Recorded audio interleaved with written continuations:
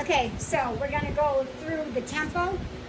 I'm gonna go through it with a couple of different movements or a few different movements. We'll start with some lower body ones since that's where you're gonna implement it most because you're staying away from heavier weight and bands and whatnot. So we'll start with a squat. The tempo is the time you go down in the squat, how long you're in the squat, the time it takes you to come up, and the time between the next rep, right? So there's like four numbers.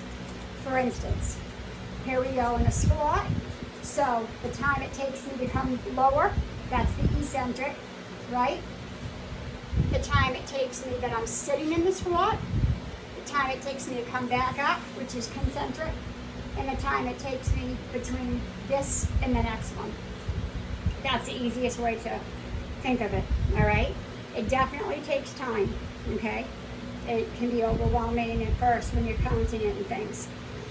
So let's say we want you to do lower for 2 seconds, sit in the squat for 1 second, come up for 2 seconds, and 1 second between. So that would be 2-1, 2-1, right? So 1, 2, 1, 1, 2, 1, 1, 2, 1, 1, 2, 1, okay? That's all it is the speed. You could normally do a squat down, up, right? When you add some tempo to it, it makes it harder. 1, 2, 1, 2, right? When you slow it down. Really adding some more, like 3 or 4 seconds. 1, 2, 3, 4. Sit in it for 2. Come up. 1, 2, 3, 4. Makes it more difficult, so you're getting more of a workout. So that's how you could implement it with a squat. I'm gonna write it out for you also so you can see it written out, what the numbers mean and all that, and you'll understand it. Let's do the RDL, Romanian deadlift, okay? You got your light weights, your legs stay straight. This is the one where you push the butt back, right?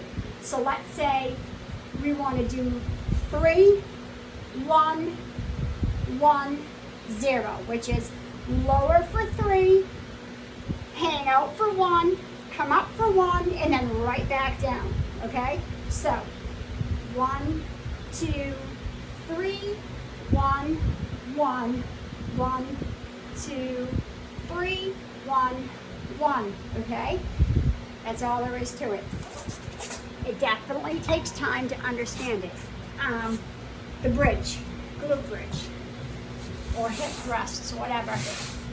Let me make sure you can see where we're at here. So we're here. Now we could do glute bridges, drop, push, right? But when we add a tempo and we drop slower, 1, 2, and then come up 1, 2, and then stay here for 2, and makes it harder. 1, 2, 1, 2, squeeze, 2, 1, 2, up, 2, squeeze, 2, drop, 2, up, 2, squeeze, 2, okay? Makes things harder, getting more of a workout. All right, so that's how you can implement them in those 3.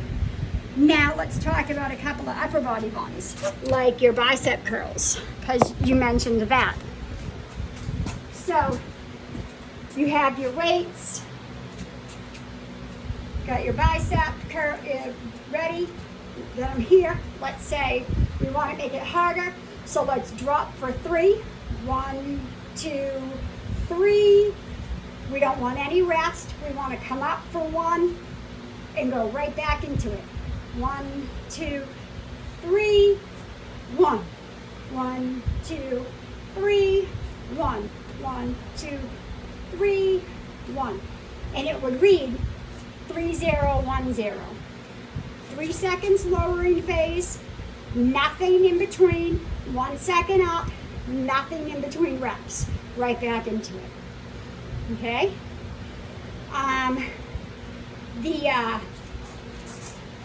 This one, right? Your row, okay? Same thing. So you're here. A lot of times you've got your hands on something when you're rowing, okay? So same type of thing. You're here. Let's go. 1, 2, 3, 1. 1, 2, 3, 1. All right? 3 seconds lower. 1, 2, 3. Nothing in between. 1 second up. Nothing in between reps. All right? And that's how it goes. When it gets really confusing is when you're trying to count your tempo along with your reps. You know, so that takes time. A lot of times if it's just the lowering phase, the eccentric, that's where I'm doing the work, I'll do something like, you know, 1, 2, 3, 1. 1, 2, 3, 2. 1, 2, 3, 3. You know, and that way I'm doing both at the same time, my tempo and my counting my reps. It gets confusing. It can be hard in the beginning. You just stick with it. And really, there's no way to screw it up. You're just adding some longer periods into your movements so that you're working harder, okay? I'm going to write it for you too so you can see it written out. I know you're going to like implementing it. Let me know.